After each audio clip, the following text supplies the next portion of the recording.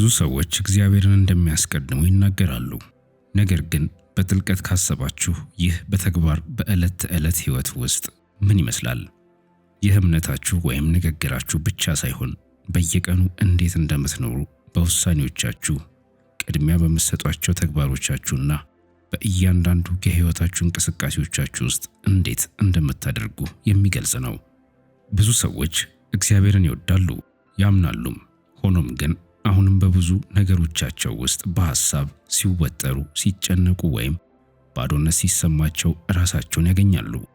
እውነታው ግን ለእግዚአብሔር ሙሉ በሙሉ ሳትገዙ የትኛውንም ነገሮቻችሁን በራሳችሁ ፍላጎትና ሐሳብ እያደረጋችሁና እየኖራችሁ እርሱንም ማመን ትችላላችሁ። ነገር ግን በእቅዶቻችሁ፣ በስሜቶቻችሁና በየትኛውም የሕይወቶቻችሁ እንቅስቃሴዎቻችሁ ሁሉ እግዚአብሔርን ለማስቀደምና እሱን የሕይወታችሁ ማዕከል ለማድረግ ስትወስኑ በሕይወታችሁ ውስጥ ሁሉም ነገር መቀየር ይጀምራል።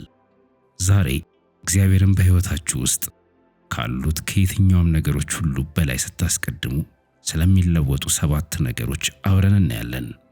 እነዚህ እንዴት እንደምታስቡ፣ እንዴት እንደምትኖሩና በእያንዳንዱ ሁኔታ ውስጥ እንዴት እንደምታሳልፉ ተጽዕኖ የሚያሳድሩ እውነተኛና ሕይወትን የሚቀይሩ ለውጦች ናቸው።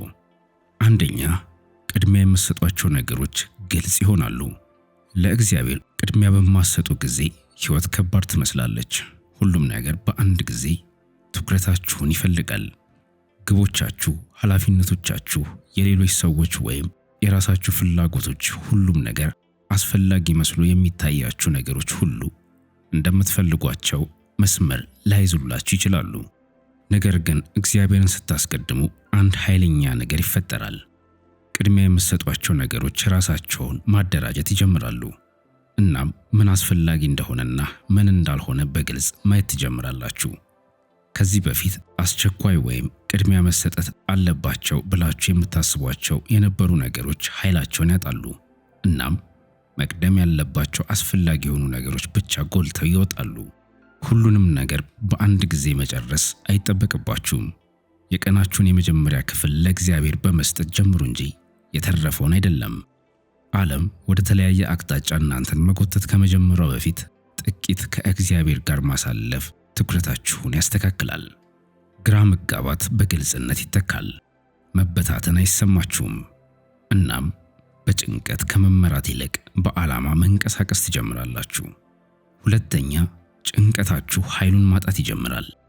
ጭንቀት የሚመጣው ሁሉም ነገር በእናንተ ላይ ብቻ የተመሰረተ እንደሆነ ሲሰማችሁ ነው።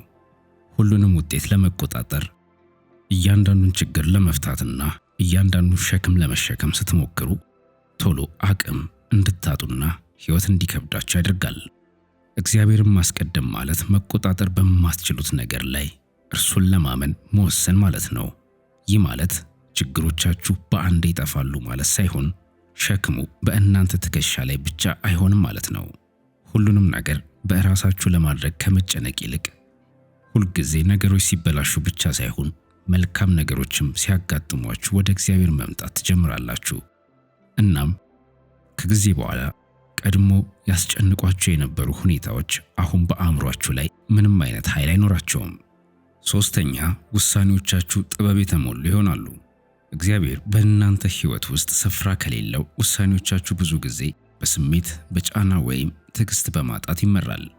በወቅቱ ትክክል መስሎ ስለተሰማችሁ ወይም ያገኛችሁት ዕድል እንዳያመልጣችሁ በድፍረት ነገሮችን ለማድረግ ልትቸኩሉ ትችላላችሁ። ነገር ግን እግዚአብሔርን ስታስቀድሙ መረጋጋት ትጀምራላችሁ። በሚሰማችሁ ስሜት ላይ ብቻ ተመስርታችሁ ምርጫዎችን ወይም ውሳኔዎችን ማድረግ ታቆማላችሁ። እናም የእግዚአብሔርን ምሪት መፈለግ ትጀምራላችሁ።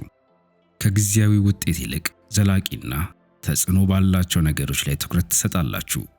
ይህ ማለት መረጋጋትን፣ መጠበቅን ወይም ትዕግስትን መማርና ይህ እግዚአብሔር ከሚመራኝ አቅጣጫ ጋር ይጣጣማል ወይ ብሎ መጠየቅን መማር ነው። በዚህ ምክንያት በጊዜ ሂደት በሕይወታችሁ ውስጥ የተለየ ነገርን ታስተውላላችሁ። ልትጸጸቱባቸው የምትችሉባቸውን ውሳኔዎች ማድረጋቸውን ትቀንሳላችሁ። በችኮላ ምላሽ ከመስጠት ይልቅ በጥበብ መመላለስ ትጀምራላችሁ። አራተኛ፣ ግንኙነቶቻችሁ መለወጥ ይጀምራሉ። ለእግዚአብሔር ቀዳሚውን ስፍራ ስትሰጡት ከሚታዩት ትልልቅ ለውጦች አንዱ ግንኙነቶቻችሁ ላይ ግልጽ ለውጥ ይታያል። መመዘኛዎቻችሁ ወይም መስፈርቶቻችሁ ይቀየራሉ። ሰዎችን የምትወዱበት መንገድ፣ ለግጭት ምላሽ የምትሰጡበት መንገድ ይቀየራል። ይበልጥ ታጋሽ፣ ይበልጥ አስተዋይና ይቅር ለማለት ፈቃደኛ መሆንን፣ በተመሳሳይ ደግሞ ለእያንዳንዱ ነገሮች ጥንቃቄ ማድረግ ትጀምራላችሁ። የትኞቹ ግንኙነቶች እንደሚጠቅሟችሁ እና የትኞቹ እንደማይጠቅሟችሁ መለየት ትጀምራላችሁ። ሁሉም ሰው እድገታችሁን አይረዳውም።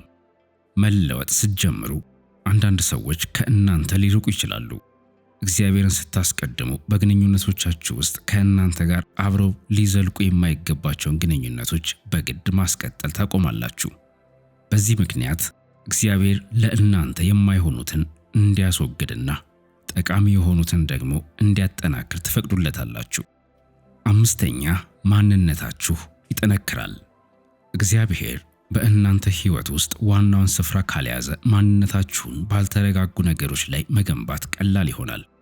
ሰዎች ምን ያህል እንድትሳካላችሁ ወይም ከሌሎች ጋር እንዴት እንደምትወዳደሩ እንዲያዩዋችሁና ለምታደርጉት ነገር ሁሉ ዕውቅና ወይም ማረጋገጫ እንዲሰጧችሁ ትፈልጋላችሁ። እነዚህ ነገሮች በራስ መተማመናችሁ እንዲጠፋና ሕይወታችሁ በሰዎች አስተያየት ላይ የተደገፈ እንዲሆን ያደርጋል። ነገር ግን እግዚአብሔርን ስታስቀድሙ ማንነታችሁ በማይለወጥ ነገር ላይ ስር መስደድ ይጀምራል። ከሰዎች አስተያየት እና ከውጭ ዕውቅና ባሻገር ማን እንደሆናችሁ መረዳት ትጀምራላችሁ። ይህ በአንድ ጀንበር አይከሰትም። ከእግዚአብሔር ጋር ጊዜ በማሳለፍና ሐሳቦቻችሁን ከስጋት ይልቅ ከእውቀት ጋር በማስማማት የሚመጣ ነው። ይህ ሲሆን ውስጣችሁ ይረጋጋል። ከእንግዲህ ወዲህ ስለ እናንተ ከሌሎች ዋጋችሁን እንዲነግሯችሁ ወይም እንዲያረጋግጡላችሁ አትጠይቁም። የሰዎችንም ዕውቅና ለማግኘት አትታገሉም። እናም በእግዚአብሔር ውስጥ ያላችሁን ማንነት በማወቅ በጸጥታና በራስ በመተማመን መጓዝ ትጀምራላችሁ። 6ኛ፣ ስነ ስርዓታችሁ ማደግ ይጀምራል።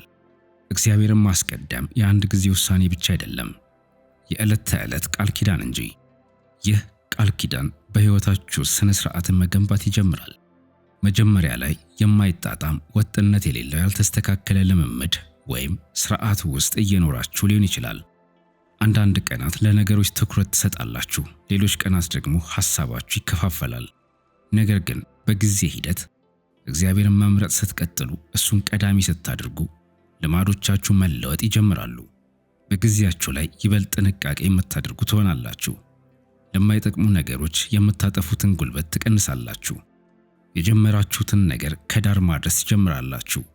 በመንፈሳዊ ሕይወታችሁ ያለው ስነ ስርዓት ወደ ስራችሁ፣ ወደ አስተሳሰባችሁ፣ ወደ ዕለት ተዕለት ተግባራችሁና ወደ ሌሎች የሕይወት ክፍፍሎቻችሁ መፍሰስ ይጀምራል። ስለ ለውጥ የሚያወራ ሰው ብቻ ሳትሆኑ በተግባር እየኖራችሁ የምታሳዩ ትሆናላችሁ።